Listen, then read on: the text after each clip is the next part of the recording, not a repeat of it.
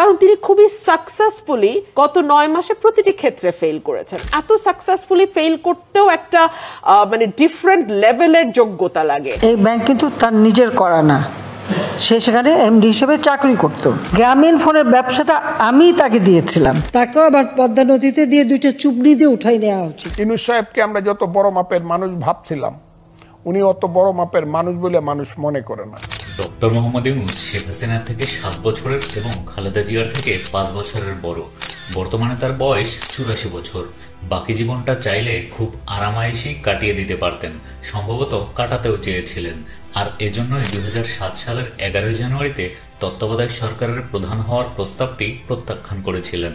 তৎকালীন জেনারেল মঈনুদ্দিন আহমেদের লেখা শান্তির স্বপ্নে সময়ের স্মৃতিচারণ বইয়ের 340তম পাতায় লিখেছেন, নোবেল পুরস্কার বিজয়ী ডক্টর মোহাম্মদ ইউনূসের নাম প্রস্তাব করা হলো। আমার মনে হলো দেশে ও বিদেশে গ্রহণযোগ্যতার কারণে নিশ্চিতভাবে ডক্টর ইউনূস এ পদ গ্রহণে সবচেয়ে বেশি উপযুক্ত। কিন্তু তিনি প্রধান উপদেষ্টা হতে আগ্রহী হলেন না, তিনি রাজি হলেন না। তিনি বললেন, বাংলাদেশকে তিনি যেমন দেখতে চান সেরকম বাংলাদেশ গড়তে খণ্ডকালীন সময় যথেষ্ট না। বাংলাদেশকে তিনি আরো দীর্ঘ সময় ধরে সেবা দিতে আগ্রহী।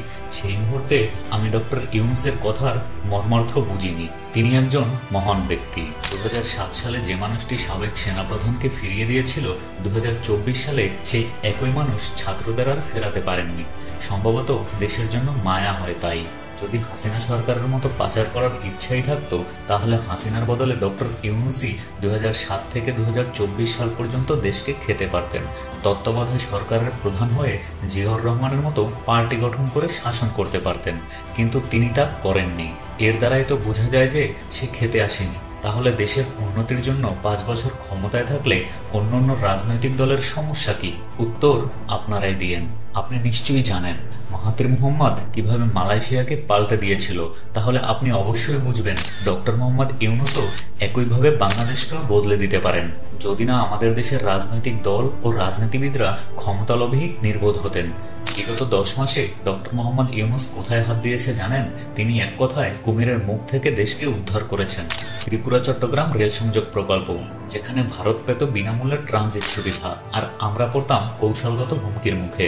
চট্টগ্রাম ও মংলা বন্দর চুক্তিতে আমরা বঙ্গোপসাগর হারাতাম, যা আমাদের সার্বভৌমত্ব ও নিরাপত্তার জন্য হুমকি। পেট্রোলিয়াম পাইপলাইন সম্প্রসারণ প্রকল্পে আপনি 5 টাকার জিনিস 50 টাকায় কিনতে বাধ্য হতেন, এবং চাইলেও চীন থেকে 50 টাকার জিনিস 10 টাকায় কিনতে পারতেন না। অভয়পুর আখাউড়া রেলপথ প্রকল্পে ভারত সামরিক ও বাণিজ্য পণ্য পরিবহনের সুবিধা থাকলেও এতে বাংলাদেশের কোনো লাভ হতো না। আশুগঞ্জ আগরতলা করিডোর প্রকল্পে বাংলাদেশের ভূখণ্ড ব্যবহার করে দিল্লি থেকে সরাসরি 7 সিস্টার্সে কম সময়ে কম খরচে পণ্য পরিবহন করলেও বাংলাদেশের নিরাপত্তা ঝুঁকি থাকত। ভারতীয় নৌকর্মশালার সাথে $21 মিলিয়ন চুক্তি বাতিলের ফলে আমাদের কৌশলগত ও নিরাপত্তার পুনর্মূল্যায়ন হয়েছে। ফেনী নদের জল ব্যবস্থাপনা, যেখানে তাদের ইচ্ছামতো পানি ব্যবহারের ফলে বাংলাদেশে হয় বন্যা নয় খরা। এরকম ফারাক্কাবাদ সংস্কার সহ মোট 10টি প্রকল্প সরাসরি ভারতের স্বার্থে পরিচালিত হচ্ছিল। একটাবার ভাবুন তো, এই সবকিছু বাস্তবায়ন হলে আমাদের দেশের প্রতিরক্ষা বাহিনীর কি অবস্থা হতো? ভারতকে সারাদিন নিয়ন্ত্রণ করতে করতে টালমাটাল হয়ে পড়তো।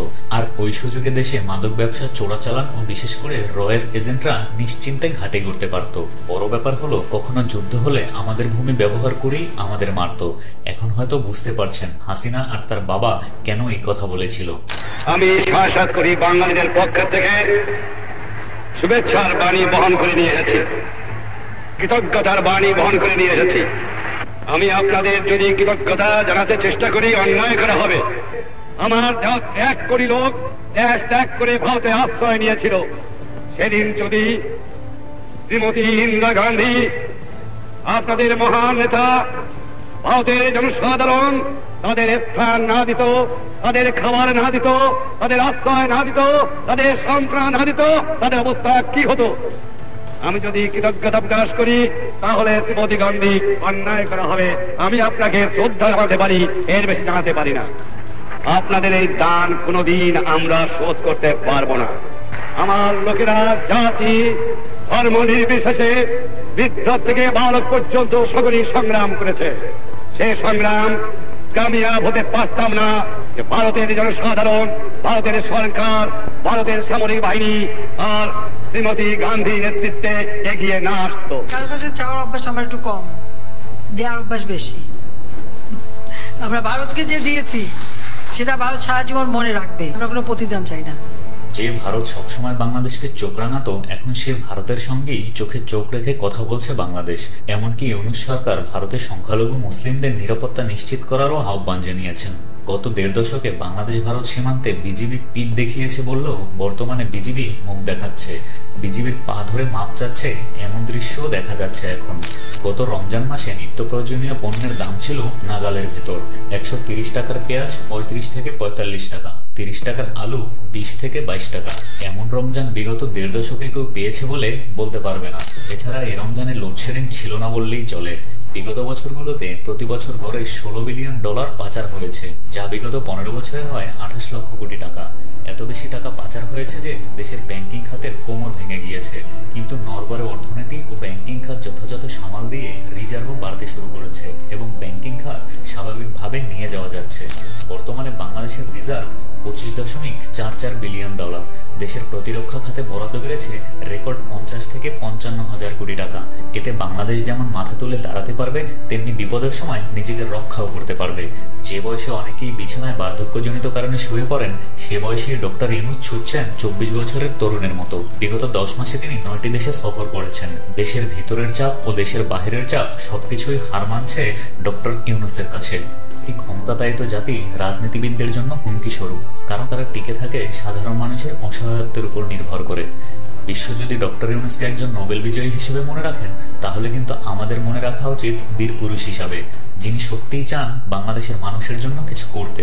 দেশ পরিবর্তনের জন্য তো অনেকেই আছে, কিন্তু দেশের সম্পদ তো একজনই হয়। তার মানহানি আমরা কোনোভাবেই চাই না, কারণ এতে করে শুধু দেশের বয়সটাই বাড়বে, কিন্তু দেশ কখনো সঠিক পথ খুঁজে পাবে না। তাই দেশের রাজনৈতিক দল ও রাজনৈতিকবিদদের প্রতি অনুরোধ থাকবে, দেশের মানুষ যাকে চায় তার সাথে লড়াইয়ে নামবেন না। দেশের মানুষ ডক্টর ইউনূসের সাথেই আছে এবং থাকবে, এবং ডক্টর ইউনূসকে নিয়ে ভবিষ্যৎ বাংলাদেশের স্বপ্ন দেখছে। একটা কথা মাথায় রাখবেন, ডক্টর ইউনূস মানুষের মৌলিক অধিকার ফিরিয়ে দেওয়ার জন্য কাজ করছে, আর রাজনৈতিক দলগুলো মানুষের ভোটের অধিকার প্রতিষ্ঠা করতে চায়, যাতে মানুষের মৌলিক অধিকারগুলো সব রাজনীতিবিদরা লুটেপুটে খেতে পারে।